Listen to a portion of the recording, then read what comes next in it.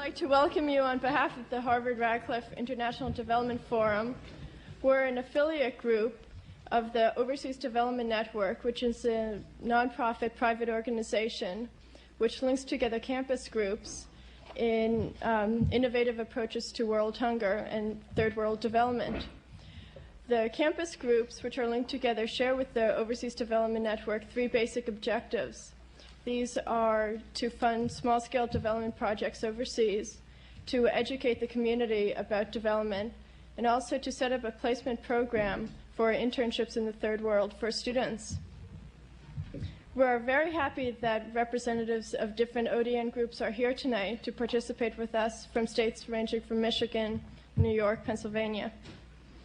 I would like to acknowledge the collective effort of members of Harvard-Radcliffe International Development Forum. We're a very young group, only a few months old in fact, and yet the members and their dedication have made tonight and tomorrow possible, which I think is really great. We're especially grateful to Dr. Hornig and Dr. Timmer here, who are Overseas Development Network board members and have devoted a great deal of time and energy over the past few months, in addition to serving here on the panel tonight. Also, special thanks goes to panel members Dr. Scrimshaw and Dr. Joseph, as well as the 20 members of the workshop committee who will be providing workshops tomorrow. And they've all been helping us a great deal, and you also, I think. Before starting this evening's program, there are a few administrative announcements to take care of. First of all, we're trying to set up a mailing list so we can contact you about future events. And if you haven't signed up for it, over at the second table as you leave, we'd appreciate it, because we expect this just to be the first in a series of different events. Also, if you haven't registered for tomorrow's workshops, we're having about 20 different workshops, and there's still registration. And that second desk with the yellow registration sign will be accepting any registration after this whole proceeding. Also, anyone who we're providing housing for, if you stick around after the questions and answers are over, we'll match you up with your host so you can get back to where you're staying.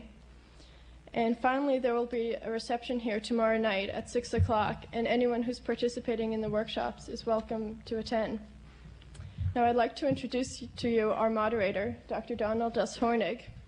He's a Whitehead Professor of Chemistry and the Director of Interdisciplinary Studies at the Harvard School of Public Health, as well as I mentioned before, a member of the Board of Directors for the Overseas Development Network. Dr. Hornig.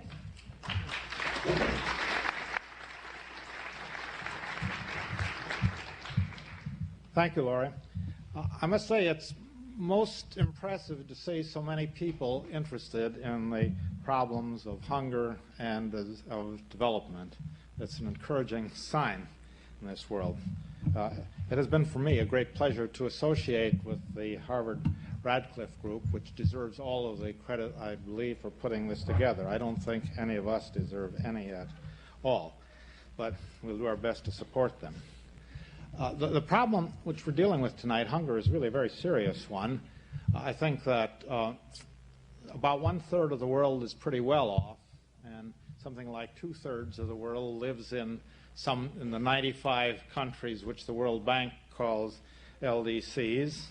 And in those countries, I suppose, a very substantial part of the children, some people have said 2/3, suffer malnutrition in various degrees.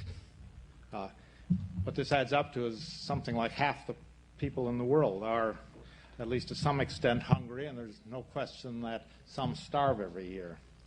Some will die.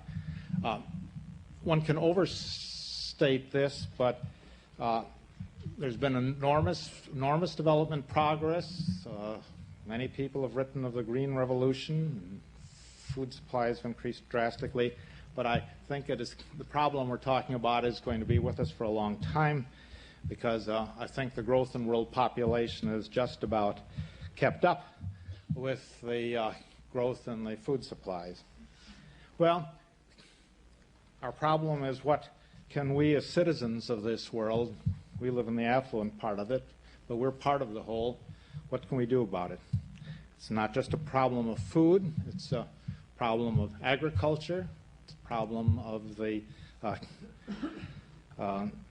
population, the growth in population, it's a problem education, and even if we increase the supplies of everything, there are enormous problems of the distribution of food, of social justice and equity, because things don't reach the poor. Well, to deal with this, we have really tonight a very distinguished panel.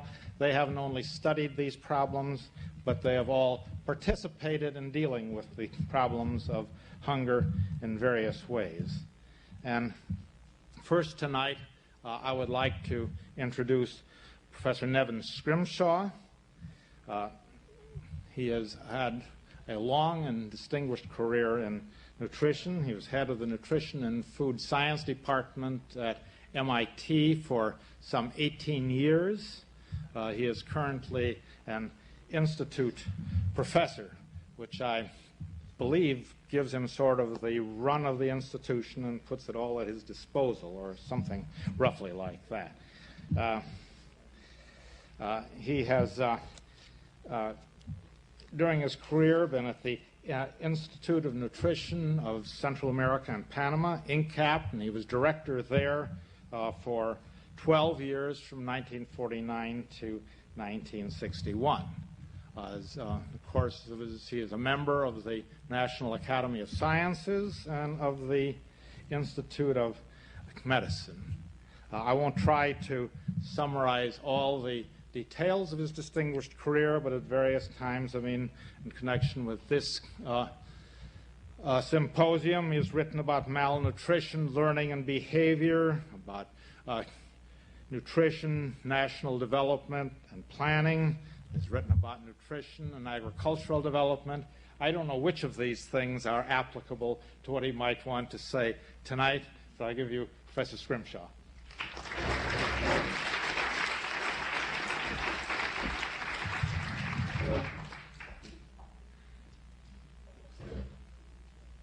Thank you very much, Dr. Hornig.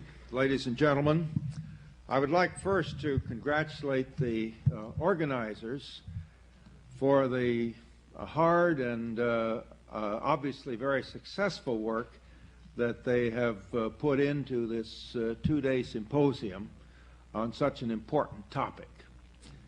Dr. Hornig has given you some indication of the number of people who are hungry and undernourished in the world. The World Bank estimates are that at least 800 million people in developing countries have dietary energy intakes that limit their physical activity. And by WHO estimates, an additional 300 million children have their growth and development retarded and are at a risk of increased morbidity and mortality. Now, it's common for those concerned with agricultural research to suggest that the application of even existing knowledge to the production of ever greater amounts of food will eliminate food shortages and therefore hunger. Those responsible for food aid seem to believe that the answer to the chronic hunger of the lower-income populations of developing countries is to supply food. A realistic approach to world hunger requires first a realistic approach and a realistic appraisal of its causes. No approach based on increasing the availability of food alone will be more than marginally effective. While important to relieve genuine food emergencies associated with the effects of war, civil disturbances, and national disasters, it may even be counterproductive when used as a substitute for national efforts to improve food production and food distribution. Poor people are hungry or malnourished because they are not able to obtain sufficient food of the right kind, or because they are not sufficiently knowledgeable as to the nature and importance of an adequate diet. If malnutrition is to be corrected, it must ultimately be through measures affecting these two factors. There are, of course, a variety of social, economic, and demographic determinants that function as intervening variables. The multiplicity of these ensures that no single program or intervention will by itself eliminate hunger and malnutrition. To do this requires concurrently an adequate food supply, sufficient means for those in need to acquire it, appropriate intra-household distribution and utilization of food resources, and, because of their adverse effects on nutritional status, prevention of those infectious diseases that can be controlled. This paper will try to identify feasible, cost-effective measures that will help to achieve these goals. Those interventions associated with nutrition and health activities, food and agriculture measures, and with political and social interventions will be considered in turn. First, however, the nature of the nutrition problems to be overcome should be clearly identified. Although the causes are multiple and complex, the final nutritional consequences are easy to identify and, from a public health point of view, limited in number. They are as follows: protein-calorie malnutrition in children. Among the lower-income populations of developing countries, children tend to be born at a low birth weight and with reduced nutrient reserves because their mothers are poorly nourished. Nearly all are breastfed and do well during the first few months, but by 4 to 6 months of age, breast milk is no longer sufficient and growth begins to falter. Concurrently, resistance to infection is reduced by malnutrition, and the child is increasingly exposed to diarrheal and other infectious diseases that further worsen nutritional status. If timely and appropriate complementary feeding is not introduced, morbidity and mortality are high. Failure to correct this early malnutrition can have permanently adverse consequences for physical and mental development. As judged by early growth failure, nearly 2/3 of the children in many developing country populations suffer some degree of protein-calorie malnutrition. In some populations, particularly in urban areas, the need of the mother to work, imitation of the more affluent, and misguided advice from health workers and commercial promotion of bottle feeding have reduced the duration and even frequency of breastfeeding with highly adverse health consequences. When breastfeeding is abandoned early and the food given is grossly inadequate, the result is nutritional marasmus, a form of slow starvation. Another complication, when the supplementary food is mainly carbohydrate and infection is superimposed, is kwashiorkor. The next condition would be chronic energy deficiency. The significance of the low per capita caloric intakes of most developing country populations has only recently been fully appreciated. In order to survive, individuals in such populations must reduce their discretionary activities, including those important to family welfare and community development, and/or the energy expended for work. For children, reduced physical activity means less of the stimulation necessary for normal cognitive development. The next problem is iron deficiency.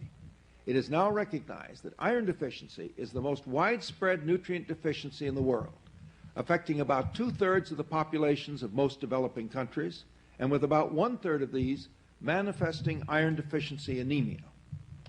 Because there are functionally important iron-dependent compounds in the reticuloendothelial system, brain, and muscle, the consequences of iron deficiency are reduced resistance to infection, increased morbidity and mortality, impairment of some cognitive functions, reduced physical capacity, and diminished work performance.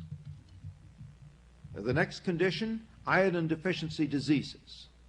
Iodine deficiency, manifested by thyroid enlargement or endemic goiter, is still widespread in many countries. While it is responsible for only a small number of cases of cretinism, characterized by dwarfism and feeble-mindedness, it causes lesser degrees of impairment, including deaf mutism and various degrees of mental impairment in a much larger number of persons. You might expect emphasis on vitamin deficiencies, but the only vitamin deficiency that is still of major public health significance is avitaminosis A in young children. In some developing countries, it is still responsible for dryness of the conjunctiva, xerophthalmia, softening of the cornea, keratomalacia, and blindness. Fortunately, the classical vitamin deficiency diseases of beriberi, pellagra, and scurvy have virtually disappeared, and anemia due to folic acid deficiency is of minor significance compared with that due to iron deficiency. So we can turn now to measures that may influence these, looking first at food and agricultural measures. Food is generally available to meet effective demand. That is the food that someone can pay for. Apart from natural disasters, food shortages occur when there are no funds to pay for more food if it is produced, or when prices are so naturally or artificially depressed by government policies that producing more food is not profitable. Poor price policies can negate the benefits of land reform.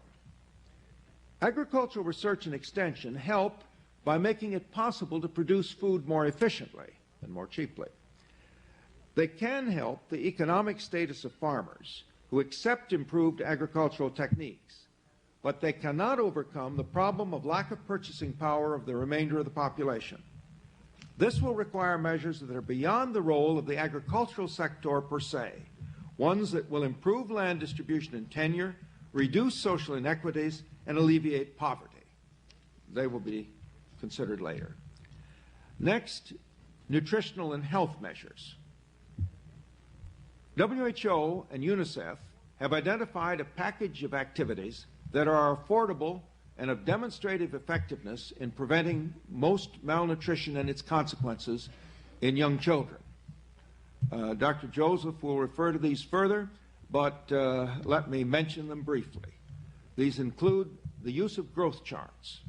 The best way of detecting when breast milk must be complemented by other foods and when the weaning diet is inadequate is periodic weighing of the young child and use of a growth chart.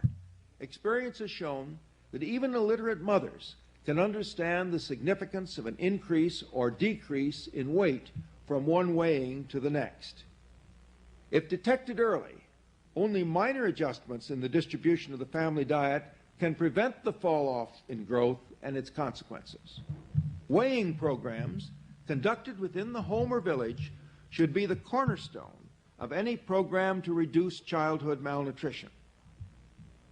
They are worthless, however, if not accompanied by their effective use to indicate to the mother when the child must be given more or better food or brought to the health center because of infection. This requires the capacity to carry nutrition and health education directly to mothers. Next would be the control of infection. Infections worsen nutritional status by causing reduced nutrient intake and absorption and increasing both external and internal metabolic losses. Conversely, even moderate degrees of malnutrition reduce resistance to infection. The interaction is mutually reinforcing and responsible not only for most clinical malnutrition, but also for most of the excessive infant and preschool mortality in developing countries, whether ascribed to nutritional or infectious disease. There are a number of specific measures that by reducing infectious disease will reduce malnutrition. Since the most common infection among young children is diarrheal disease, the promotion of ample water supplies and measures to improve environmental and personal hygiene become measures to combat malnutrition. So is immunization against the common communicable diseases of childhood, diphtheria, tetanus, whooping cough, measles, and poliomyelitis. Next, turning from the health sector now to measures to increase social equity. It is increasingly evident that the key to improved nutritional and health status of populations is greater social equity that leads to greater ability to obtain food. This may be achieved in a number of ways, and I'll mention a few briefly. Access to agricultural land and services. A family that has access to land can grow all or part of its own food. As populations increase, plots may become too small to divide further. The result is an increase in landless laborers and migration to urban areas. The former may mean only seasonal unemployment or seasonal employment, and the latter chronic underemployment, with the result in either case undernutrition. In some developing countries, the land tenure system is so inequitable as to guarantee a permanent underprivileged and undernourished class.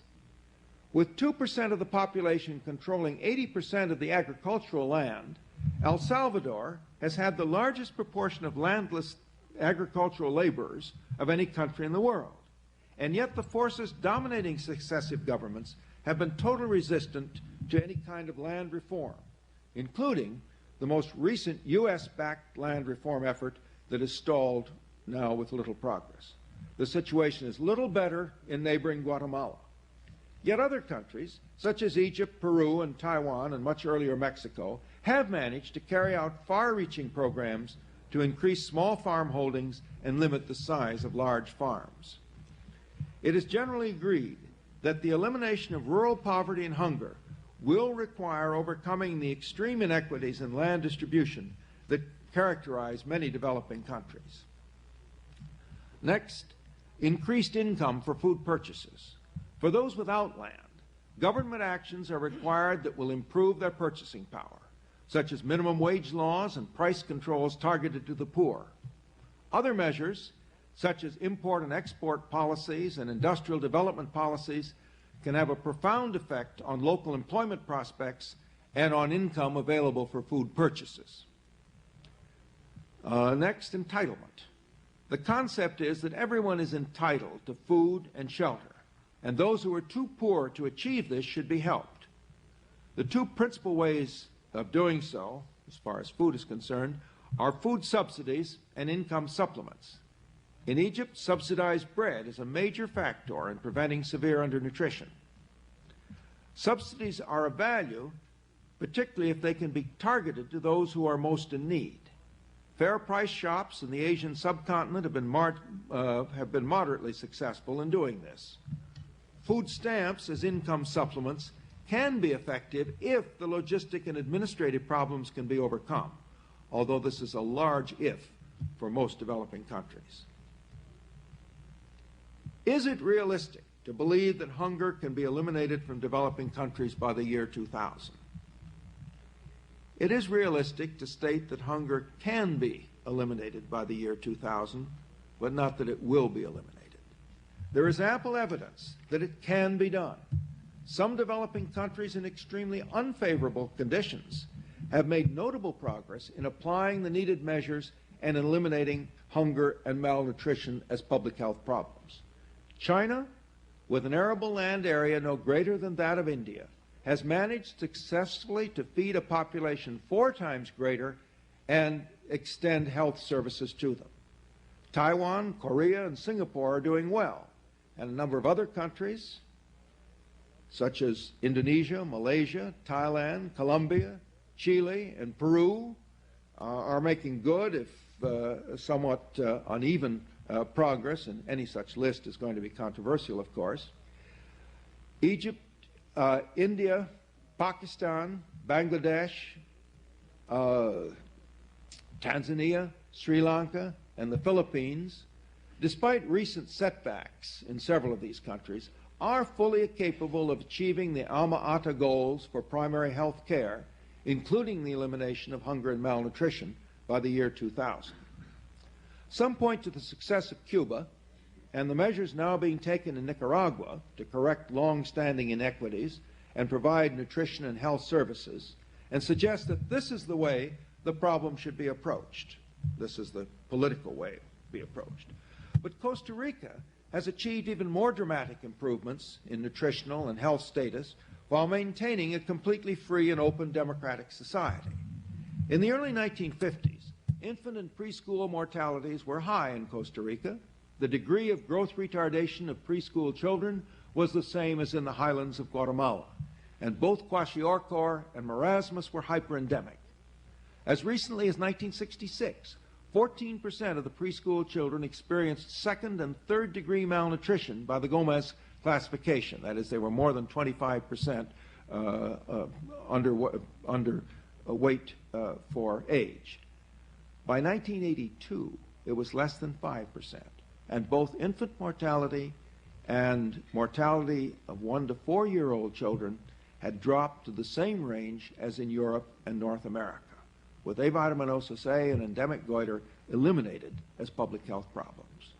Yet this occurred with economic resources proportionately less than those in the other Central American countries, where infant and preschool mortality rates have remained high and even increased.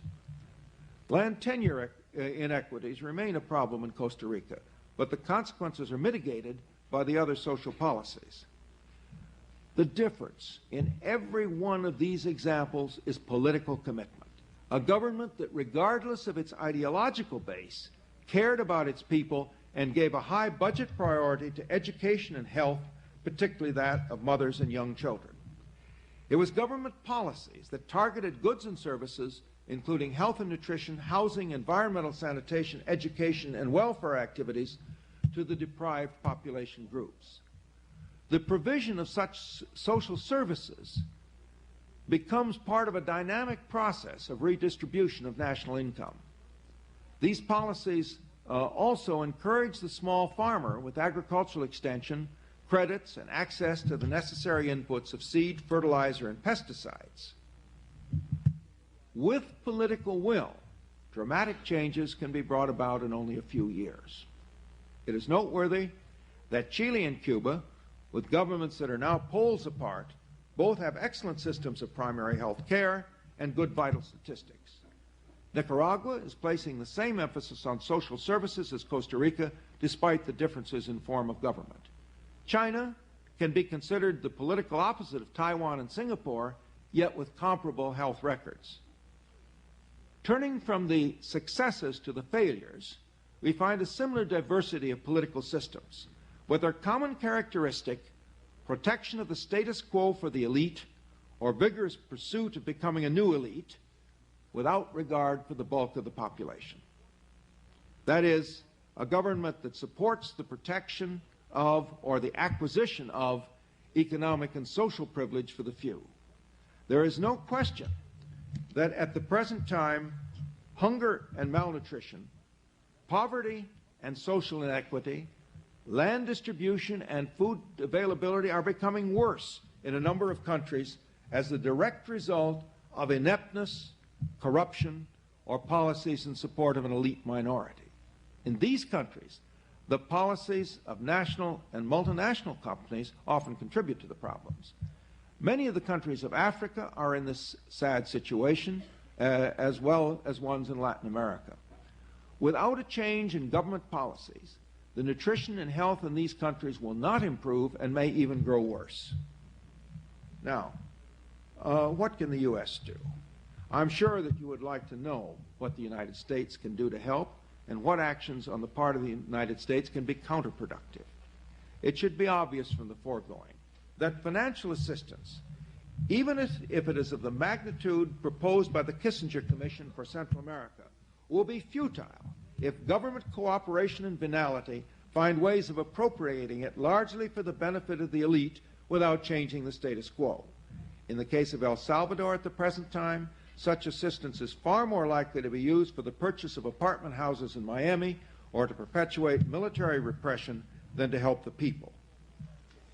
The general rule for bilateral assistance should be to help those governments willing to implement policies for the social and economic benefit of their populations. For those who are not, such assistance should not be provided until the situation improves. It is actually in the best interest of the United States not to make political subservience to U.S. policy a condition of such assistance. The criterion should be only convincing and continuing evidence that it will benefit the population as a whole. One way to free such assistance from U.S. politics is to offer it through international channels. WHO and UNICEF are, in general, effective agencies for improving the nutrition and health of populations with concern for national policies, not national politics. The World Bank and its associated international lending agencies have the greatest leverage in persuading governments to adopt sound economic policies that will benefit their populations. unfortunately, I cannot speak with the same enthusiasm for the effectiveness of the Food and Agriculture Organization, FAO, the World Food Program, and UNESCO. But it is not too late to reform these organizations to make them more effective in areas where an international approach is clearly the right one. A new international agency, the United Nations University, is strengthening the capacity of institutions in developing countries to provide needed research, advanced training, and advisory services in food and nutrition. It does this through provision of fellowships for advanced training and supporting applied research. This agency has received a $100 million endowment from Japan and support from 40 other industrialized and developing countries. It is a national disgrace that UNU has received no support from the United States, even though its first rector was an American, the former president of New York University. A number of other effective activities of the UN system are beyond the scope of this discussion. Currently, some of the best assistance in agricultural research in its application is coming from the International Agricultural Institutes. These are located in the Philippines, India, Peru, Syria, Nigeria, Ethiopia, Kenya, Mexico, and Colombia. Each institute specializes in a different combination of crops and ecological conditions. The Institute for Food Policy Analysis in Washington, D.C. is also part of this system, and the Institute for Fruit and Vegetable Research in Taiwan is associated with it. For health, the Institute of Diarrheal Disease Research in Bangladesh is making important contributions, as is the Institute of Nutrition of Central America and Panama in Guatemala. While the U.S. is supplying considerable support to these institutions, it should be increased. Closer to some of you are the various non-governmental organizations that are making important contributions, the so-called NGOs. Through their demonstration projects that place emphasis on community participation and community development, they often have an influence on government policy and the thinking of government officials out of proportion to the modest scope of their projects and resources. Oxfam and the Save the Children Fund are two that have focused effectively on self-help activities for nutrition and health. So have some of the activities of Catholic Relief Services, the Friends Service Committee, and the Unitarian Service Committee. The largest part of U.S. government assistance over the years has been provided as food aid. The original Food for Peace program had as its primary purpose the disposal of troublesome food surpluses in a way that was politically attractive within the United States. Only gradually has the altruistic component of U.S. food aid received genuine as distinct from rhetorical attention. This came about as food surpluses decreased and decisions to continue food aid required a different rationale. During much of the period, the largest proportion of food aid has been allotted on the basis of strategic considerations rather than need. During 1970 to 79, 34% of Food for Peace was sent to 4 strategically important countries: Vietnam, South Korea, Israel, and Egypt, with only 9% of the recipient populations. The problem with food aid is not only that it tends to be shaped to the political and economic interests of the donor country, but also that the foreign exchange support it generates is all too often used for inequitable urban-based development strategies and for the purchase of armaments. The long-term result is a deleterious impact on the nutrition of the poor. The availability of massive amounts of subsidized grain from the U.S. in the 1960s enabled India to neglect its rural sector in favor of heavy industry and urban development. When U.S.-Indian relationships began to deteriorate, India began to pay attention to its rural sector. The story is much more complicated than that, but we can't explore it. Its subsequent ability to meet its food needs and establish adequate reserves with only a few years seemed miraculous. Bangladesh, dismissed as a basket case in the 1960s and early 1970s, achieved remarkable progress in domestic food production with a change in government policy. And then there was another change in government, and it's had a serious setback. The conclusion is that food aid should be limited to genuine short-term emergencies for whatever reason, to improvement of agricultural infrastructure and production, and to strengthening of health services for mothers and young children. Apart from temporary relief of populations suffering from natural or man-made disasters, the objective of all assistance for overcoming hunger and malnutrition should be to improve the degree of self-sufficiency of a country in food production and the equity of its food distribution. We have seen an evolution in concepts since so much of development assistance has not achieved the expected benefits for the lower socioeconomic groups of developing countries. It became evident that the benefits of economic development will not automatically trickle down to the masses sufficiently to prevent growing unrest and hardship. Hope was then placed on measures to create a so-called new social and economic order, or economic and social order. It became the position of the majority of developing countries that massive transfers of resources from the industrialized countries to the developing ones must take place, along with major economic concessions. There seems little merit in debating this issue here because it is simply not going to occur on a scale sufficiently to change the nature of developing countries' problems. Instead, it is increasingly recognized that the countries must help themselves through people-oriented development. As indicated above, it is the countries that are prepared to undertake such development that can be helped and that should receive generous support from the United States and other industrialized countries and the international system. Governments unwilling or unable to make a commitment of this kind should not be given external financial support. However, such countries should not be written off. They can still be helped on a project-by-project basis, particularly with those projects that are at the community level. In fact, such assistance can often provide examples and improve the climate for needed changes in government policy. In this kind of assistance, the international and voluntary agencies can be highly effective and deserve strong support.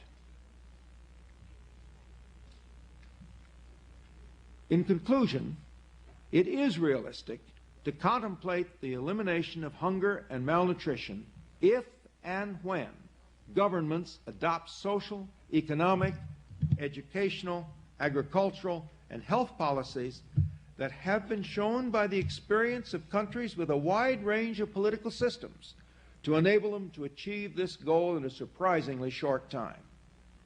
It can be anticipated that an increasing number of countries will adopt this course so that the proportion and absolute number of hungry and malnourished should be sharply reduced by the end of the century. However, it is not realistic to expect that all will do so.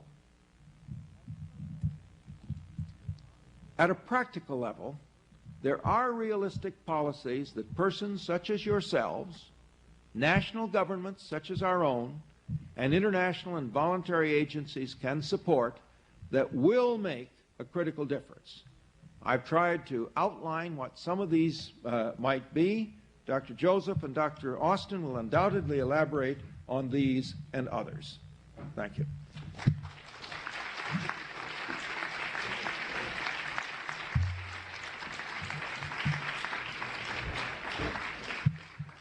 Thank you, Dr. Scrimshaw. I'm going to postpone all questions until after we've heard from all three of the speakers, and then we'll have a freewheeling discussion period. So you can save up your difficult questions till later. It's now my pleasure to call on Dr. Stephen Joseph. He is the Special Coordinator for Child Health and Survival of the United Nations Children's Fund, and he has been there for a year or so. He's an MD from Yale and has Master of Public Health from Hopkins, and has taught for several years at the Harvard School of Public Health and then at the Children's Hospital in Boston. He's has been involved with these things. He's worked in Newfoundland. He was for some time the senior health official with AID. He's been involved with the development and oversight of health and population projects in West Africa and pretty nearly all of the countries there, Cameroon, Chad, Guinea, Gabon, Central African Republic. Maybe I've missed one or two, I don't know. But in the course of this very active career, I mean, he has gotten himself involved in the infant formula controversy and written about the cross-cultural transfer of health technology and the questions of appropriate technology and appropriate health technology in developing countries. Dr. Joseph.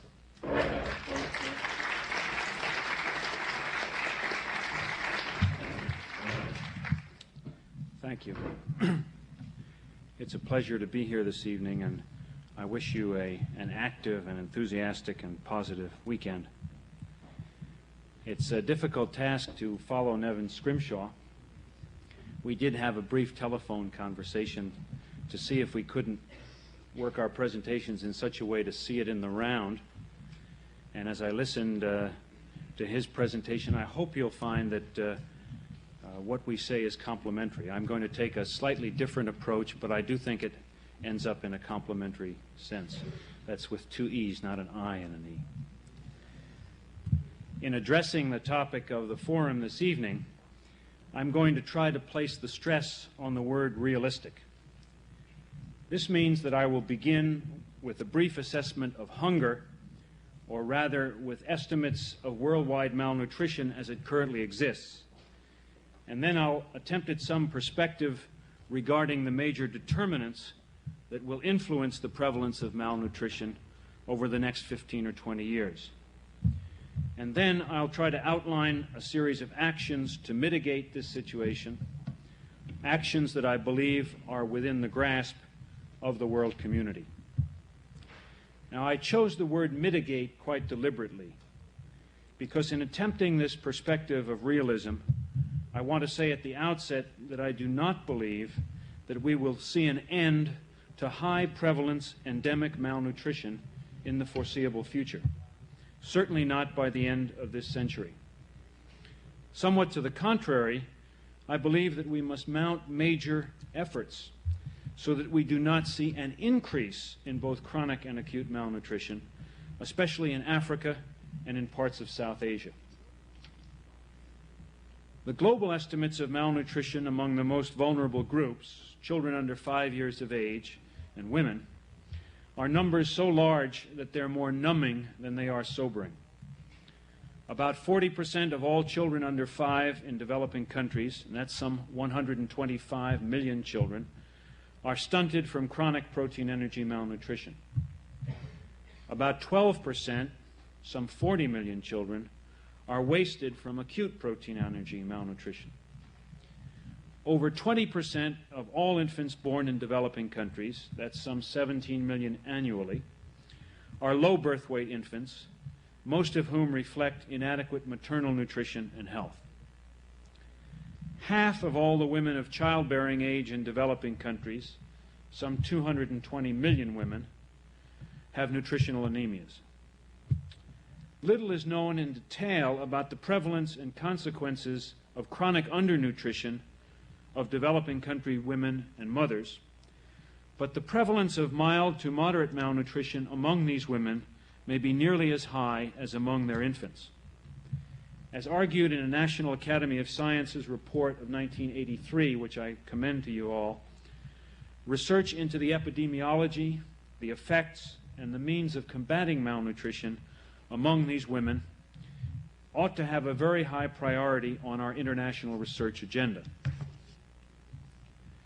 Now, related synergistically to these figures concerning malnutrition are the estimates of the prevalence of infectious diseases, where, as you know, it's the vicious combination of repeated infections, particularly gastrointestinal, respiratory, and especially in Africa, malaria, that exacerbate and are in turn exacerbated by malnutrition. Let me just leave that thought there for the moment. I'll return to it as a major theme later in my presentation. Without question, the common root cause of malnutrition is poverty. Poverty associated with inequity in land tenure and rural credit, poverty associated with urban unemployment, poverty associated with rural isolation, poverty associated with the denial of economic and educational opportunities for women, poverty associated with ignorance and lack of education regarding the optimal use of available food resources. However, let me note we should be very careful about too easily blaming the victims for their lack of education. But it's not often the rich nor the powerful who are hungry. While acute crop failures or massive natural or man-made disasters can spread hunger and malnutrition widely across class and income lines, the problems of endemic hunger and malnutrition, which most concern us here tonight, is one inextricably linked to the seamless web of rural and urban poverty in the Third World. And thus, in any examination of the prospects of reducing endemic malnutrition, we must ask ourselves, what are the prospects for reducing endemic poverty? Especially when we leave the somewhat artificial global scale and move down through regions, countries, and the communities where people, after all, actually live, the prospects for reducing poverty seem decidedly mixed. Some areas and countries of Asia and South and Central America have shown significant progress, even though there are major discrepancies and large pockets of poverty within most of these countries. But along with increased purchasing power or alternative forms of equity, major advances in agricultural production, and improved transportation and communication systems, the nutritional status has improved significantly in recent decades in a number of these countries. I'm thinking of such examples as South Korea, Taiwan, Thailand, Sri Lanka, Costa Rica, Cuba, and of course of China. Now, in the decade 1970 to 1980, per capita food production in the developing countries rose approximately 0.5%, as it had in the preceding decade. But this figure was an amalgam of a 0.9% rise in the middle-income countries, in many cases accompanied by a somewhat improved distribution within those countries, and a negative trend, a decrease of 0.33% in low-income countries. In Africa, a region we'll keep returning to in this discussion, low agricultural productivity and high rates of population growth yielded a per capita decrease in food production of more than 1%. The vast masses of South Asia, including many millions of landless laborers, saw no per capita food production increase in the last decade, and I suspect very little or no actual per capita consumption increase. Certainly not among the poorest, such as the landless laborers of Bangladesh or the urban masses in Karachi or Calcutta. Now, certainly there are reasonable prospects for second and even third generation green revolutions to massively increase agricultural production possibilities. But before we view the new varieties of genetically engineered food crops as a panacea for world hunger, we had best, this time around, cast a careful eye on the equity and distribution probabilities and the effects upon the rural agricultural labor force and the urban poor of new varieties. At this point, I must at least mention the effects of continued high rates of population growth upon the food production, food consumption, malnutrition equation. The world is on its way to a year 2000 population of some 6 billion, up from 2.5 billion in 1950 and some 4.5 billion people today. The projected world population by the year 2100 is 11 billion. If we disaggregate these figures, some 5 billion of the 6 billion global inhabitants of the year 2000 will be in the developing countries, and over 2 billion of these in the low-income developing countries, excluding another 1 billion in China. Looked at in other ways, Bangladesh, which had an area population of 40 million in 1950, has more than 90 million today, and will have a population of over 150 million in the year 2000. Kenya, with a current annual population growth rate of almost 3.5% and a current population of 17 million, would have an ultimate steady state population of 54 million, even if, and this seems a rather unlikely if, replacement level fertility is achieved by the year 2000. What do you think the prospects for increased equity and distribution are in countries such as Bangladesh and Kenya under these conditions of population pressure? The urban areas of developing countries, even in Africa, are now beginning to account for a greater share of population growth than the rural areas. Governments, for their own survival, have to feed these urban populations, and have often done so to date by agricultural and food pricing policies that decrease incentives for the rural smallholder. What do you expect the equity and employment patterns will be in the 20 or so third world cities that will each have populations of more than 10 million inhabitants by the year 2000, and the scores of other cities each with more than 1 million population? Let me end this rather gloomy assessment concerning medium-term future prospects for easing world hunger via improved equity and thus via decreasing poverty. Let me end this section by sketching 2 other factors of importance. The first has to do with food disasters and food crisis situations. Now, it is true that the world community and the internal infrastructure of many countries have evolved monitoring and response capabilities so that food disasters, especially those that are based on crop failures, are less likely to occur and can be better contained and dealt with when they do occur. But disasters, both natural and man-made, will continue to arise, especially in Africa, as witnessed the current acute food crisis in a score of countries in Western and Southern Africa and in the Horn. Further, these crises are likely to occur in the very countries that are least able to cope with them, and the countries that are most difficult to reach with effective and absorbable external assistance. Further still, these crises are increasingly likely to be not only natural in origin and course, but to be mired in local and international economic, political, and military struggles. Though my major topic here tonight relates to endemic and long-term themes, any realistic approach to world hunger must make allowances for the sure-to-arise disaster and food crisis situations. Again, these will be an especially important feature of the African hunger context over the coming years.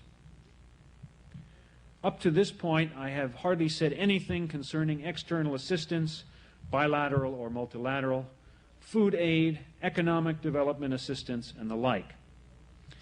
I am sure that over the next 20 years, more effective means of external assistance will be devised, whether as food transfers, monetization of food aid, other forms of food entitlement, etc. These will no doubt be useful in combating world hunger. But on the major question, the use of external bilateral and multilateral instruments to build a global economic order of significantly greater equity within as well as between countries, I must confess I am rather pessimistic, at least as far into the next 15 or 20 years that I can see. A realistic approach to world hunger will use external assistance creatively for what progress it can offer, but will need to place its major chips someplace else. It's on this someplace else that I want to spend the rest of this presentation. In contrast to my pessimistic tone in the foregoing assessment, I believe that there are 2 major trends underway, the accentuation of which gives us the possibility of mitigating over the next 2 decades, and notice I said not eliminating, but mitigating, the worst effects of endemic malnutrition. Both of these trends are more about people, families, and communities than they are about governments, international organizations, and institutions. Both are really more about ideas than about things, though they rely on things and institutions for their actualization. The two trends are closely interrelated. I have in mind, of course, the global trend towards increased economic and social mobility of women, and the global prospects for rapid and major reduction of infant and early childhood morbidity and mortality. In my view, the existing and accelerating changes in the roles and status of women, a trend taking place on a global basis but at varying rates in different societies, offers one of the most direct and powerful approaches to improve child health and to improve child nutrition. Virtually every study that has examined the variables associated with improvements in child health, and not coincidentally with reductions in high fertility rates, has found female literacy to be at or near the top of the list of associated factors. Female literacy, of course, is itself a surrogate for a host of other social and economic variables that together can powerfully influence the quality of nurturing available to the dependent infant and young child. It's important to stress that improvements in the social and educational status of women are by themselves only partial measures. Attention to increased economic opportunity, especially in the modern sector, forms the other vital part. Greater control over personal and household finances is as important in societies where women have traditionally had a cloistered role as it is in those societies, such as in much of sub-Saharan Africa, where women have major responsibilities as the primary agricultural producers. In the latter setting, working with local women's farm cooperatives and making improved credit and relevant agricultural extension support available can have significant direct and indirect benefits for the health and nutritional status of the entire family, and most importantly, the woman and her children. Meaningful income-generating activities and literacy would seem to be among the most powerful levers for social change, and doubly so when they are combined. A major problem does arise here, especially in urban areas in the Third World, where women are moving increasingly into the cash economy and yet living in poverty in unsanitary environments and in settings of high risk of infectious disease. How, in these settings, can women increase their social and economic mobility while continuing to provide the critical protection and nurturing functions for their children? This is particularly so where traditional extended family structures are no longer available. This dilemma, difficult enough for the working mother in an affluent country, is often of life and death significance in third world settings. Beyond the comments that I'll make in a moment concerning public policy support for working mothers, I have few detailed solutions to offer on this point, which seems to me to be one of the most pressing problems in social development. Women's health and nutrition and children's health and nutrition in the third world are so closely related. I believe that mothers could significantly improve the nutritional status of themselves and their children even without a major increase in the total amounts of food available in most communities or most countries, if they, the mothers, had an increase in three factors. These factors are: 1, improved literacy rates; 2, increased income generating and income controlling capacity; and 3, increased confidence in their own abilities to deal with external events and processes. The third factor is, of course, highly dependent on the first two.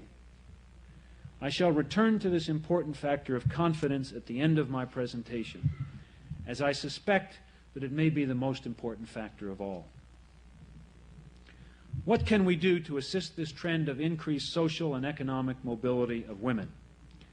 In addition to adherence to the concept, I would suggest 4 lines of action for international and local organizations.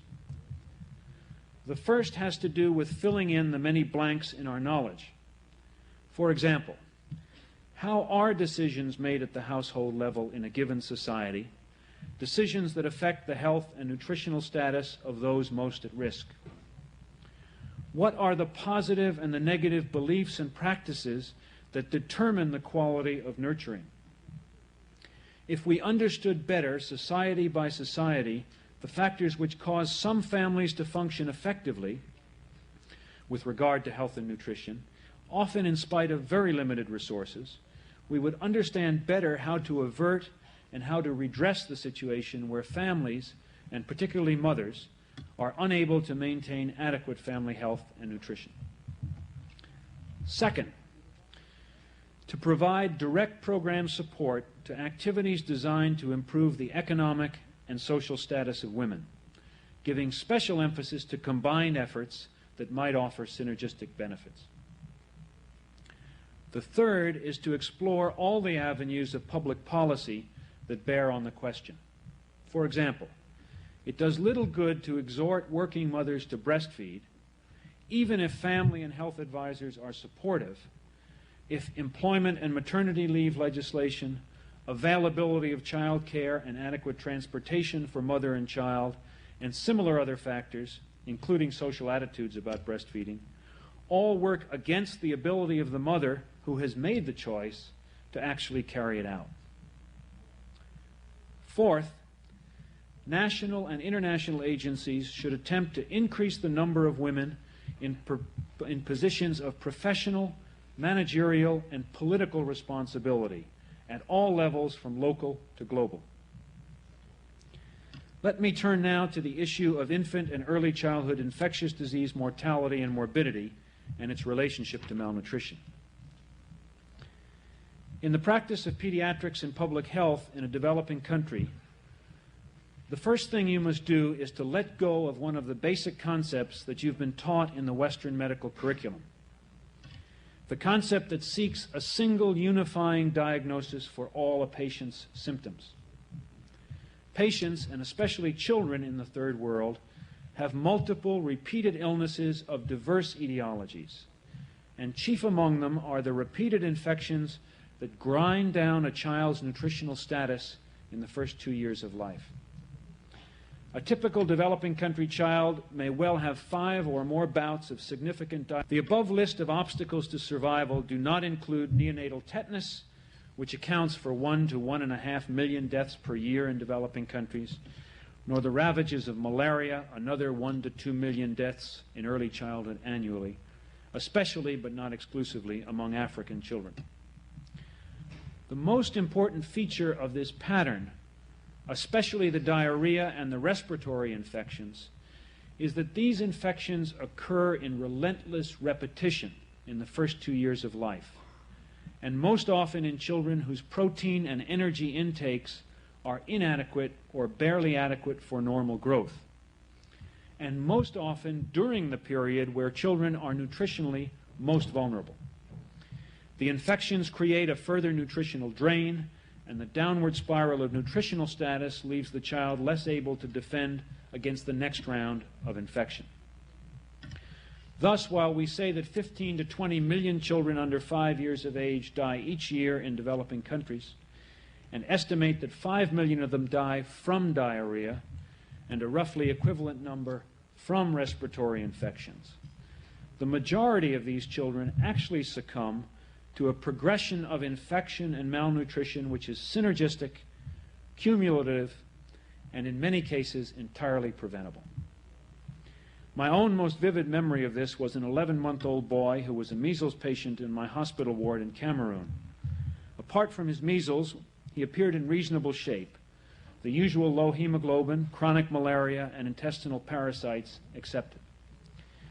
He survived his measles pneumonia, and we discharged him from the hospital. Less than 3 weeks later, he was back with full-blown kwashiorkor, protein energy malnutrition. and a week's history of diarrhea. He did not survive that second hospitalization. Now, what did he die of? Did he die of measles? Did he die of diarrhea? Did he die of malnutrition? One recent study in the Gambia described a measles epidemic with a case fatality rate of around 5%. But in the 9 months following recovery from their measles, another 10% of children died, compared to a death rate of only 1% among children who had not had measles in that epidemic. There are a series of relatively low-cost, mass-applicable health measures that not only can prevent most of these deaths, but also have a major impact on malnutrition, both directly and indirectly. Immunization can prevent death, disability, and nutritional drain from measles and whooping cough, as well as averting death and disability from tetanus, diphtheria, polio, and tuberculosis. Protection against these 6 diseases by immunization for all children, and in the case of tetanus, their mothers, would cost only about $3 to $5 per child, with the cost of the vaccines themselves being less than $1. Oral rehydration to combat the dehydration of diarrhea, whether through a prepackaged sugar salt solution or by a home brew that mothers can be taught to make using commonly available materials, is appropriate and adequate therapy for 80 to 90% of cases of diarrhea, 5 million deaths a year, and also can intervene in the downward spiral of infection and malnutrition. It costs less than 25 cents to treat an episode of infant diarrhea with the expensive packaged mix. Breastfeeding, safe and nutritious weaning practices, and growth monitoring to alert mothers and health workers early to growth faltering have obvious direct potential for improving the nutritional status of children, in addition to the anti-infective and child-spacing properties of breastfeeding. A growth chart that the mother can keep at home and that will serve as a health record for the child for 5 years costs less than 10 cents. Safe and nutritious weaning foods can be produced locally out of village-available materials. These relatively simple, appropriate technologies exist, and UNICEF is doing its best, along with WHO and many others, to spread their application. We estimate that if very broadly applied throughout the developing world, these measures could save up to 1/2 of the annual infant and early childhood deaths. In addition, they would have a very major impact on the nutritional status of those children who survived, an impact quite possibly greater than what can currently be achieved by those more direct nutrition and food transfer mechanisms currently within our power. But these technologies by themselves are not likely to reach and affect the hundreds of millions of children in need. Primary health care infrastructures need to be expanded or brought into being in those many areas where they do not now exist to help carry and spread these efforts. But reliance on the health system, even on a more relevant health system, will not in the foreseeable future be able to do the job. It is clear that we must use all available channels well beyond the traditional reach of the government service organizations if these efforts to improve child survival and nutritional status are to have anywhere near their maximum possible effect. The keys to developing and utilizing these multiple channels are 2: mass communications and social mobilization. Through the use of traditional and contemporary forms of local communication and the mass media, parents can become proactive in using or seeking the kinds of measures that I've discussed above. Social mobilization at the community, national, and even at the international level can increase awareness of available services, improve the relevance and the quality of these services, and advocate their extension and further development. Perhaps not least, social mobilization has a powerful confidence-building effect of the type I mentioned earlier. Through the application of these low-cost relevant technologies by emphasizing mass communications and social mobilization, especially if combined with efforts to improve female literacy and to enhance family planning demand and supply, we at UNICEF believe a major reduction in infant and early childhood morbidity and mortality directly linked to improved nutritional status could be rapidly brought about. The confidence gained by parents in seeing their children survive and thrive as a result of their efforts is likely to be the most persuasive incentive for, and in many societies a necessary prerequisite to, widespread choices for family planning and reduction of fertility rates. How does this all sum up? My emphasis has been on those things which depend very much on what people can do for themselves. I would not want to leave you with the impression that world hunger is not a fundamentally structural issue with deep roots in the international political and economic orders. Of course, attention to restructuring those orders and attention to large-scale questions of food assistance, increased agricultural production, and economic development is required if we are to see an end to endemic hunger and malnutrition. But the topic tonight is realistic approaches. While we are waiting for, and hopefully hastening a little bit, the millennium of structural change, I believe there are some very effective steps that can be taken, and I've tried to outline some that seem to me among the most important. What I have described is not an attempt at a technologic quick fix. Quite to the contrary, this approach is really centered on ideas, on the empowerment of people to believe that they actually can do better by and for themselves and their children. This comes back in the end to the confidence factor I said I would return to. This is perhaps the factor currently most lacking on all sides of the development equation. Some of you are sure to remark, you can't eat confidence, and that is undoubtedly true. My response is that local and global structural changes are unlikely to be brought into being without there first being that elusive confidence quotient. What I've tried to describe are ways that people can see that they can alter the nutritional and survival prospects of their children by their own efforts, using relatively simple means that could actually be at their own disposal, and with, as they say, a little help from their friends. Thank you.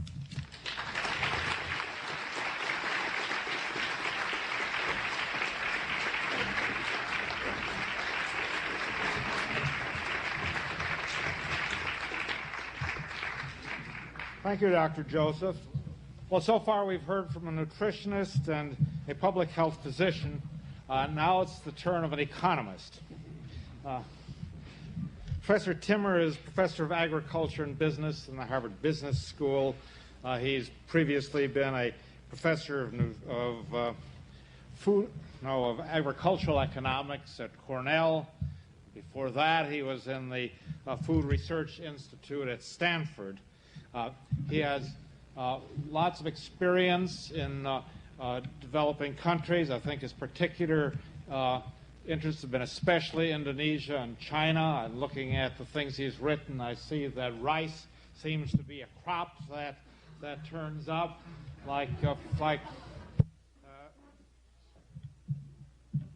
he's been interested in problems of food and fertilizer in LDCs and food aid and development. And he, too, has looked at appropriate technology, probably more from the standpoint of the economist. Well, Professor Timmer.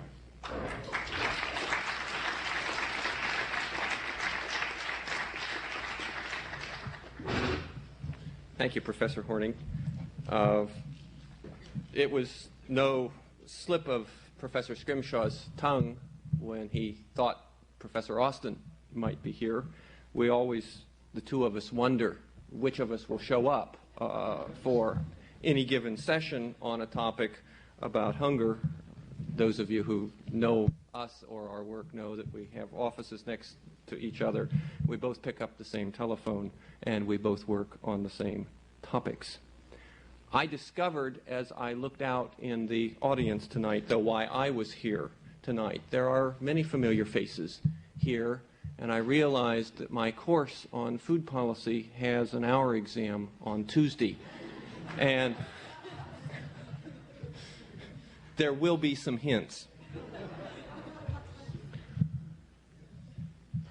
I hope we all realize what an important statement the organizers of this conference have made when they talk about realistic approaches to world hunger. I tell my class that economists make terrible revolutionaries. But by the same token, revolutionaries make terrible economists. Economists are, by their very nature and training, interested in incremental change, not in revolutionary or even structural change. Those of you who have studied economics understand that we don't understand those issues. I will be speaking to you tonight as a neoclassical economist, interested in marginal change, in trying to improve things step by step. But one of the world's great revolutionaries says, who cares what color the cat is so long as it catches mice? Our task tonight is to try to find a way to catch mice. It was Deng Xiaoping, not Chairman Mao. There are two elements to realistic approaches. One I will call in quotation marks hunger action. And that, I think, is what most of us are here for tonight. It is much of what we have heard from Professor Scrimshaw and Dr. Joseph. The question is, what can we do now? We know the food is available. There's 3,500 calories per capita per day for everybody on the world produced out there. Yet there are 800 million if you take the World Bank, 400 million if you take FAO, 1.2 trillion if you take, or billion if you take IFPRI estimates. There are hundreds of millions of people who don't get enough to eat. How do we establish the connection between the food availability and the productivity of the globe and the hundreds of millions of hungry? We have heard some of the approaches at the level of society. I think it's understandable that Dr. Joseph, to some extent Dr. Scrimshaw, are frustrated with the role of policy, with the role of programs, with the economic structure that throws up the inequalities and the inequities in the system. And we want to turn to the local level and intervene where we think we can have an impact. We can have an impact. That, I think, is the very promising message that we are beginning to hear. And I assure you, if you come tomorrow, you're going to hear many more ideas on how to be involved and how to have an impact. There is, however, a second aspect to realistic approaches to world hunger, and that is the sustainability issue. If we can make progress at the individual level, at the village level, in reaching people, in generating the social mobilization and causing the ferment at the local level, if we can solve that problem, how do we keep it solved? Several societies, some of which have been named tonight, have in effect opened the granary, turned the food over to the poor, only to discover that they did not have the capacity to refill the granary. How do we build the productive base to continue to keep the problem solved after it's solved? And are there any tensions between how we solve the problem now and keeping the problem solved in the long run? I would argue that there are tensions, that if we understand those tensions, we can come to grips with them now so that they do not bedevil us later. We also have to separate the question of what would be sustainable in an ideal world and what is sustainable in the world we actually live in. There is, I think, much credit due to the organizers of this conference, and they are not those of us sitting at the table. They are the people in the audience, and I see them walking around the corridor, forcing our attention away from the world we would like to live in toward the world that we do in fact live in. Should we be devoting our attentions to changing the world, to making it a more desirable and equitable world to live in, or should we be devoting our energies to solving the problems in the world as it exists? Bertrand Russell said that all sane people adapt to the realities of the world. Only insane people try to change the world. And all improvements in mankind come from insane people. I hope that's not true, but it clearly means there are different paths for different people in this room. The approach I want to lay out for you tonight is an approach that takes the world as it is and tries to change it at the margin. It is, if you like, one of my colleagues on the stairway said, a neoclassical approach to the problem of world hunger. It is, I am pleased to find, an approach that seems completely complementary with what has been presented by the previous two speakers. We did not coordinate our talks other than to decide who was going first, second, and third. But the approach that I want to talk about, which involves policy change and policy analysis, is complementary to the more local and individual-oriented approaches of Dr. Joseph and Professor Scrimshaw. We all recognize that we cannot solve the problem without the problem of hunger, without solving the problem of poverty. Poverty, as they emphasize and as I believe, is a problem of policy. That it is only in the context of government policy that we can solve the problem of poverty. And I want to talk then for the rest of my address about some of the difficulties of designing policy so that it is facilitating to the efforts that we have already heard about and which we will learn about tomorrow, of more direct efforts to deal with the problem of hunger.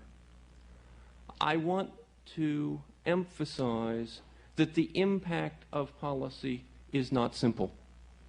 It is very complicated.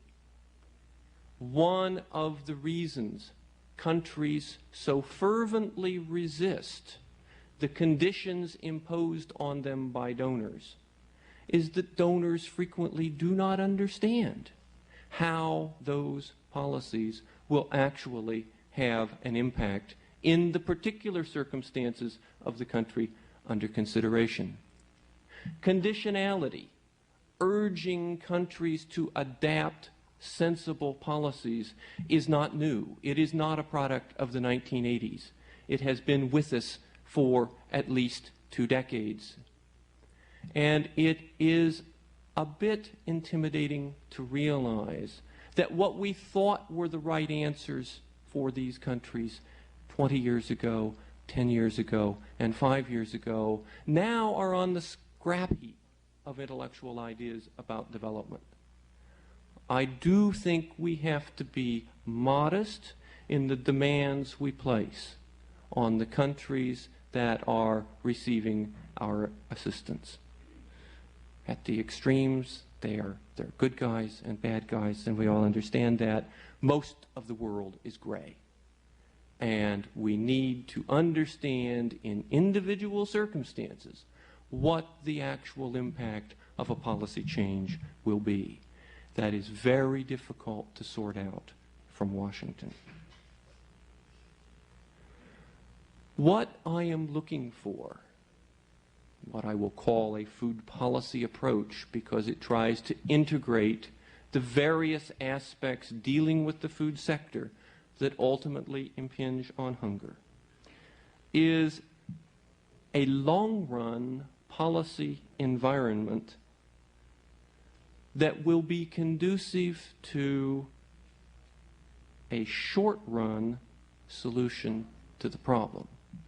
That somehow we can join the frustration that Steve Joseph feels about the millennium before any economic change is going to make a bit of difference in hunger and poverty in developing countries. And the short-run efforts we're all trying to do because of our concern and the obvious need to do something quickly. Linking that short-run and long-run environment, I think, is feasible. I am not pessimistic. I am not, in that sense, in Steve's camp that says, that day will never come. Let's get on with the business of saving lives. I fervently believe we must get on with the business of saving lives because it's going to make it easier. It's going to make it easier to adopt the kind of policies that we will need 15 and 20 years from now so that those actions are sustainable. The only sustainable solution, in my mind, to hunger is to eliminate poverty. And the only way to do this that I can see in the historical record is to have a healthy and dynamic food economy. We must put our resources into the food sector. We must make it grow. We must do it in an equitable fashion that deals with many of the concerns that Professor Scrimshaw, Dr. Joseph have provided, but we must do it in order to foster rapid economic growth. We will not solve the problem of poverty and hunger in any country in the world by redistributing the existing resources. We may solve it now, we may even be able to solve it for a decade, but we will not be able to solve it in the long run. It seems to me that two of the countries that have been held up as examples to us are very clear examples of the point. Sri Lanka and China have both discovered that the short-run policies that they adopted that more or less made food free or at least readily accessible to everybody, reduced infant mortality, increased life expectancy, and had the most equitable distribution of food resources of any two low-income countries in the world, both discovered that they could not sustain the subsidies on the basis of an economy that was stagnating. When 30% of your national budget is devoted to food subsidies, and it's larger than education, defense, and health combined, you know you have a problem that is growing out of what you're trying to do in the food sector. They have made massive changes in the structure of their economies, changes that have created the very problems that we have held them up as examples for having eliminated. So we cannot solve those problems only in the short run. They will come back to haunt us. What are the elements? Why is it that the food economy is so important to the elimination of poverty? Well, there's the obvious reason that we have to produce the food before we can consume it. I have said for a decade, and am now, I suppose, labeled with the notion that there's plenty of food around in the world, that we don't need to worry about production. But I do not believe that we can ignore the production side of the food equation. Partly we cannot ignore it because of the population growth statistics that you have heard. Partly we cannot ignore it because if we are successful in eliminating poverty, we are going to change diets in such a way that we will need far more food to supply the higher quality of diets, and by that I mean more meat in the diet.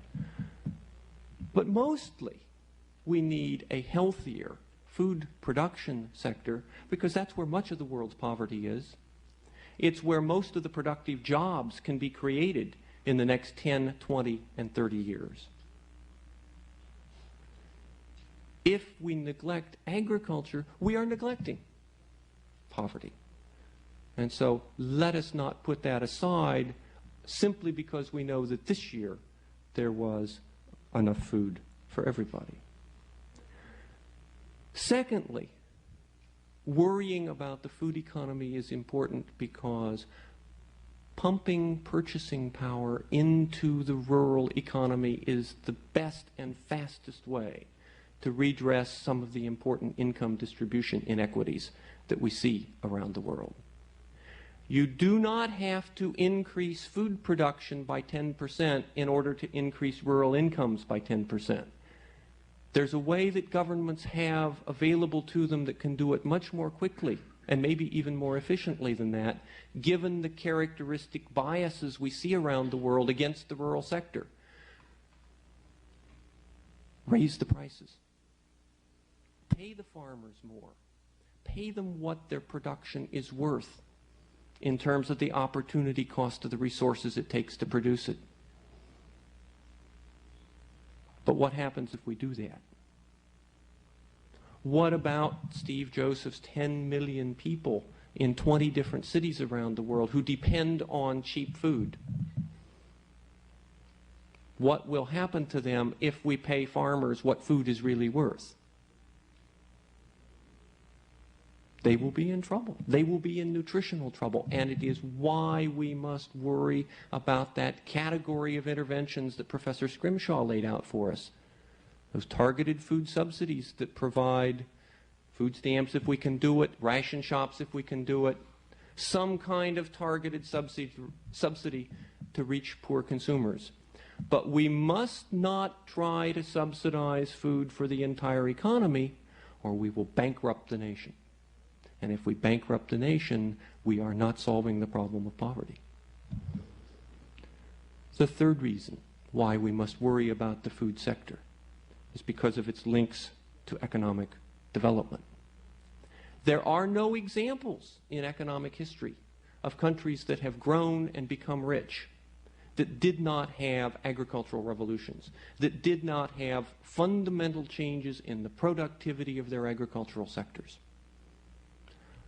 The ultimate success of agricultural development is a smaller agricultural sector.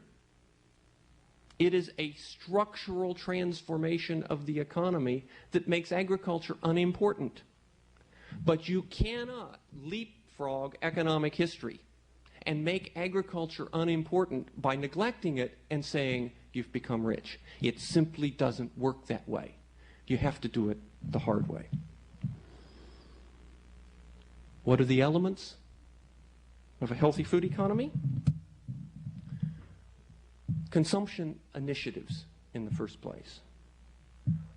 One of the major problems with agricultural development strategies as laid out by my colleagues and friends in the past 20 years has been their neglect of the consumption consequences of those strategies.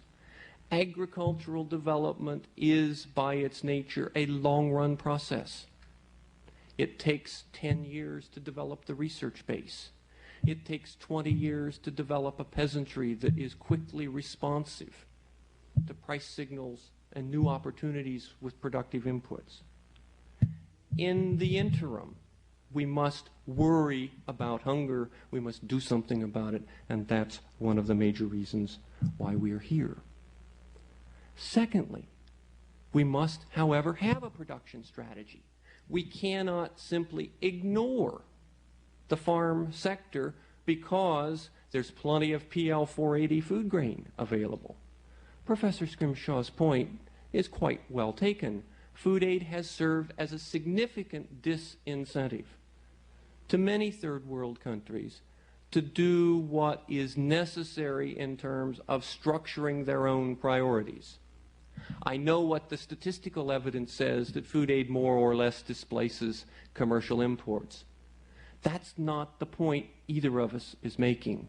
We're talking about priority for the rural sector, and the ready availability of food aid takes the heat off. The fact that the U.S. Congress and the President are now talking about massive new food aid initiatives is one of the most worrisome things I see in Washington now. We may undo all of the very painful lessons we learned in the mid-1970s. That is, you must not neglect your rural sector. The third element is a marketing perspective.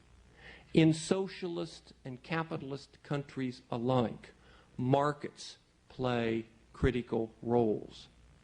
Markets provide the most efficient vehicle for signals to decision makers, to farmers, and to consumers. From a market perspective, high prices for food are very, very good. Why? Because they provide a signal to the farmer to produce more, to the consumer to restrict and substitute something else.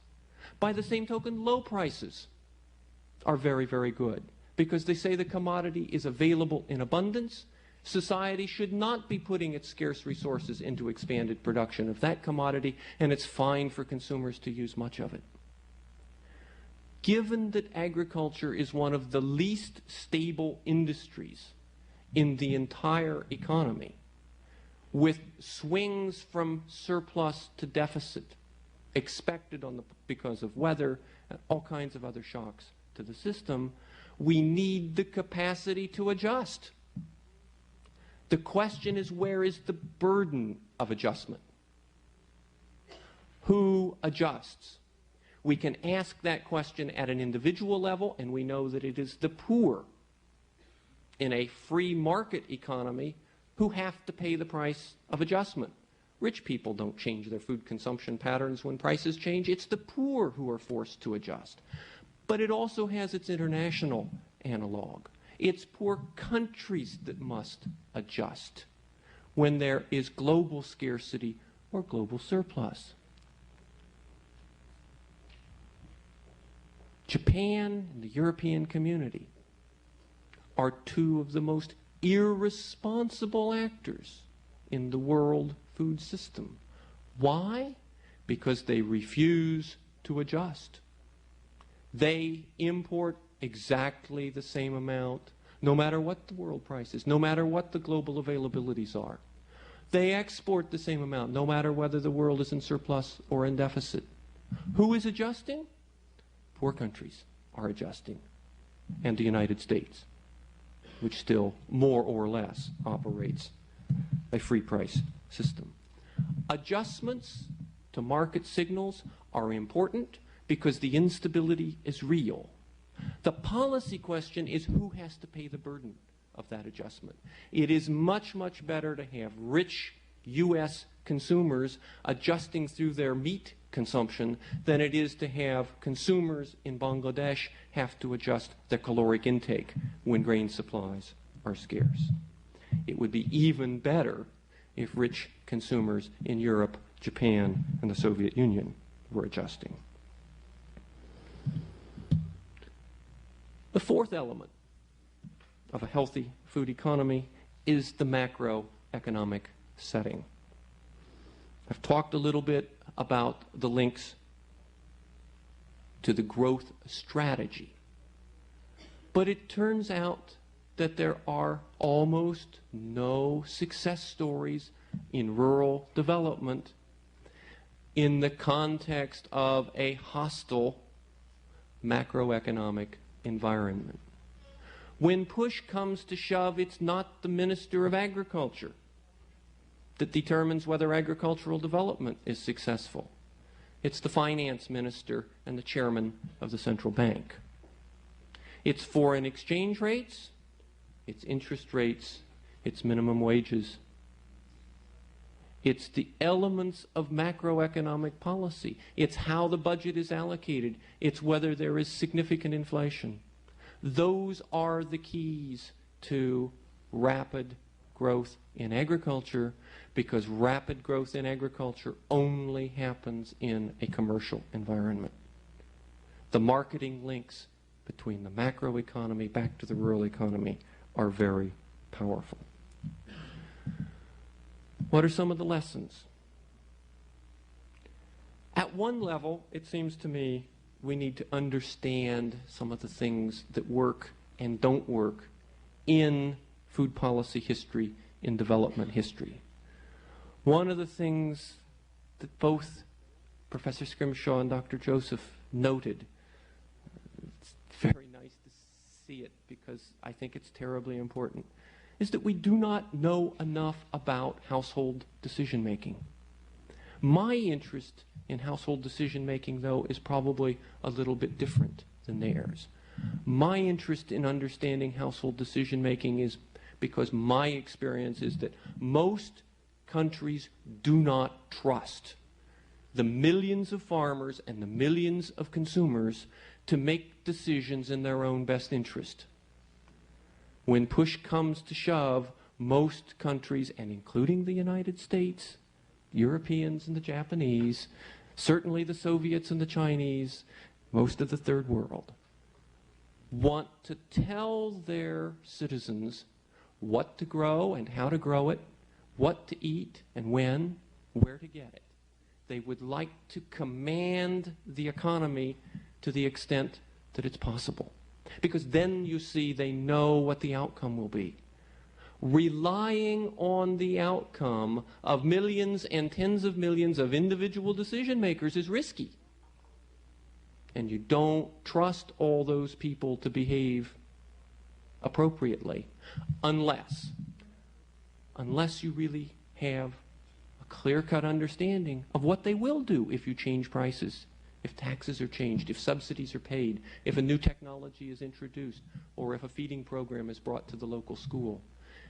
If we understand how people respond to that, we can use policies to reach millions. Otherwise, we have to command at the local level, and that is both inefficient and counterproductive.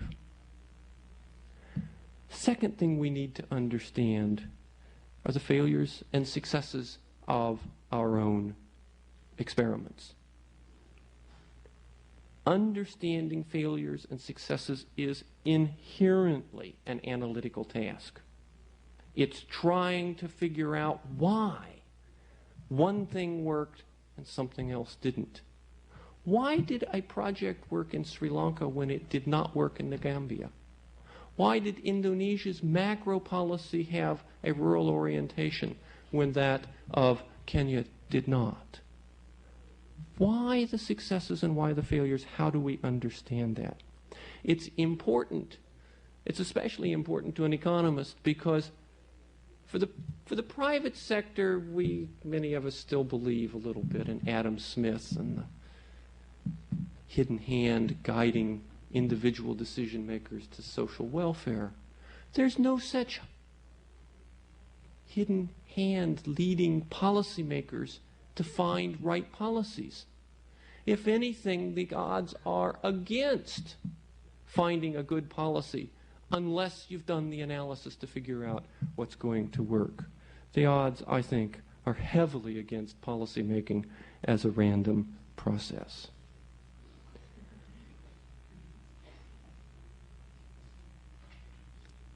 I have a set of solutions, some of which I would call ideal, and that's not appropriate for this group. Some which I like to call non-answers, and that's not appropriate for this group either. We are, after all, looking for some realistic answers. They aren't very exciting. I wish, in some sense, they were flashier than they are. It's finding ways to create productive jobs. It's creating price incentives for food production for farmers. Changing priorities about public investment in agricultural productivity. And that's all the way from local research stations up through irrigation networks to roads and communications and markets. It's figuring out how to implement and target food subsidies for the poor and being prepared to maintain those food interventions for the long run, not just for the short run.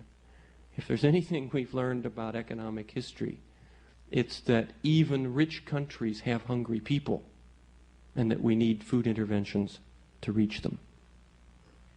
In a third world context, it's a policy debate that focuses on food prices, because food prices are the incentives to farmers but the cost to consumers.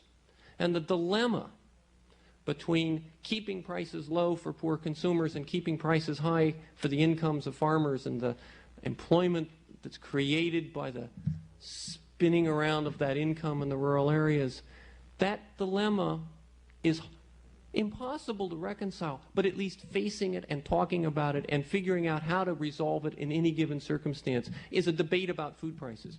Putting food prices on the policy agenda is the critical issue. Foreign assistance, sure, there's a role for foreign assistance. I think you've heard some fairly negative things said about food aid tonight. There's a role for food aid.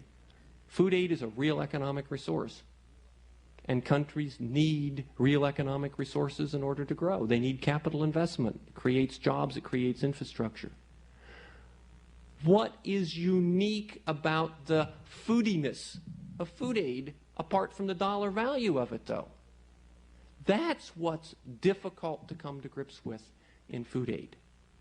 Most of the benefit of food aid comes because of the transfer of financial resources, not because of the food inherent in the food aid.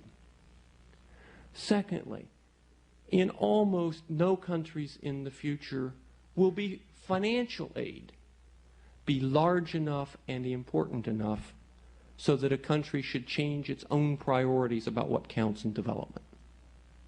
That's not the same thing as saying, don't listen to the World Bank or even to the Harvard Institute for International Development about the kinds of policies that might help you achieve what you're trying to achieve. Comparative experience can be very useful. Listen, think, analyze, but don't let the aid buy you. Use the resources for your own purposes. Secondly, trade in an international context is terribly important. It provides signals to the domestic economy. For the long run, it provides comparative advantage. It provides the opportunity to specialize. In the long run, an economy that is not able to produce something cheaply enough to be competitive in world markets cannot grow because it cannot raise labor productivity. The only way we know how to raise labor productivity is through specialization and trade, and very few countries are big enough not to have that trade cross the borders. To cross the borders, you have to be competitive. You cannot subsidize for the long run. So we have to find ways of trading efficiently. Foreign assistance in building analytical capacity is important. Professor Scrimshaw mentioned the UN University. That's promising, but there's lots of other ways in which foreign assistance to help countries understand the nature of their own problems are absolutely critical. And it seems to me that what's going on here tonight is an important form of foreign assistance. the Overseas Development Network, the individual chapters, the Harvard-Radcliffe International Development Forum that sponsored this particular symposium, is a search for things that will work. It's a rejection of ideology for its own sake in place of trying to find things that will really make a difference through direct individual involvement and commitment. Working at the grassroots. That's what most of us can do, is work at the grassroots. If by working at the grassroots, if by helping a village grow and reach up to that food system that is growing down toward it, then we've really accomplished something. But it's establishing the link that is important. It's making the link between the rural economy, the village economy, and the households that we're worried about, and that food economy that offers them the growth for the future that we have to strive for. Thank you.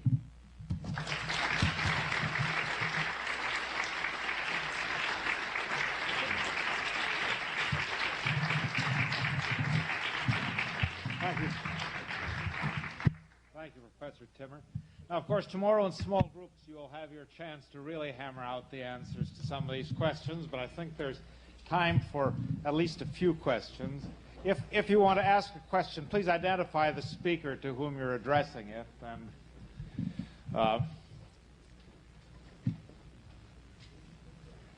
yes.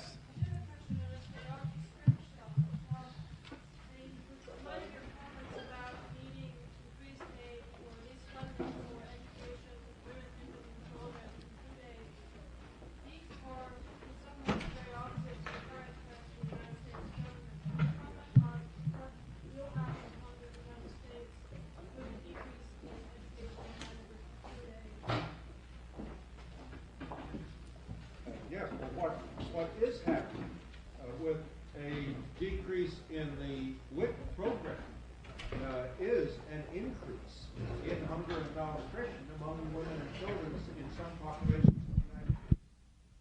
Documented right here in the Boston area. Whenever women and children are neglected in a program, you can expect an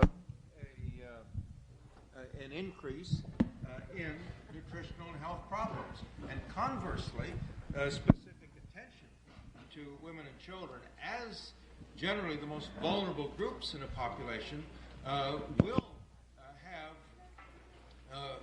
prompt benefits for health, nutritional status, and in developing countries, as Dr. Joseph indicated, ultimately for acceptance of family planning and other considerations.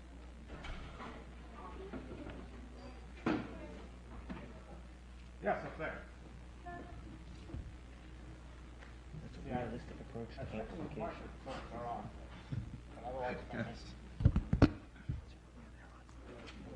I'd definitely like to ask Dr. Timmer if, according to Mr. Russell, he's fundamentally insane or not. No, my question is... Certified and committed. I'm here, aren't I? Right. To Professor Joseph, concerning women and development, it's a very interesting issue, and it was an issue that was brought up to Mrs. Umalele, who came to talk here. And it was a direct question basically saying, what do you feel is the role of women in development, especially in agriculture? She thought about it for a little while, and then she said, I'm very much fed up of emphasizing women and development, because she firmly believes in what Dr. Timmer is trying to say about the macro approach to poverty, and not necessarily a subset or a direct approach, a micro approach, as you were talking about. Could you comment on that a little more? And secondly, Umalele was also talking about the source of change for women. Does it come from the Western world? And if it is there a portion of social engineering going on? A lot of the research grants are now specifically for women in development and not necessarily for food pricing or attacking poverty.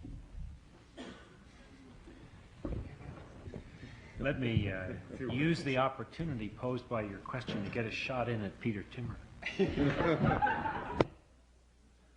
No, seriously, I think it's an answer to your question, a response to your question. I can't really answer it. Because I would ask Peter what the source is from which all this policy change will spring. I would say that I don't think I'm frustrated, Peter. I think I'm optimistic, and I agree with many of the policy changes you've proposed that have to take place for the long-term structural view. But what creates policy change? I guess I've come to believe that policy change follows rather than leads changes in conventional wisdom, confidence factors, beliefs, ideas, ideals that are held by people. Perhaps that doesn't work in extremely repressive societies or in acute disaster situations, but I think in most time and most place that really works. And so where I think our presentations really, to be serious for a moment, are quite complementary, I would say that the kinds of changes in ideas, the force of ideas in the areas I've mentioned and others are really the substrate that will drive the kinds of macro change and policy change that Peter refers to. That's meant as a response to at least your first question. I'll give Peter a chance back at it, maybe. Where does the policy change come from? It's an existential kind of question to deal with. I know I'm back at Harvard now. Part of policy change comes when your back's against the wall, and that's the wrong time, because fundamentally then you do what you have to do, not what you ought to do.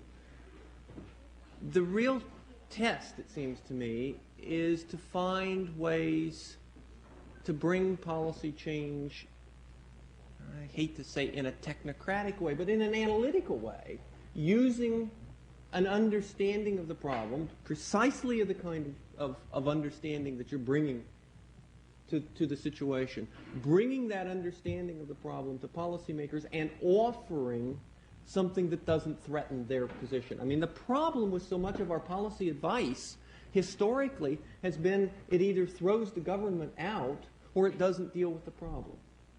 Economists are notorious for offering policy advice that is hopelessly unrealistic in terms of any capacity to actually adopt and implement it. I am optimistic that we can do better than that, and in fact that we are doing better than that in at least selected situations. The question is how to multiply that handful of success stories. This is obviously a debate that could go on for a long time. And will. And will. Are there any other very urgent questions? If not, I think we thank our speakers, and we'll see you all tomorrow morning.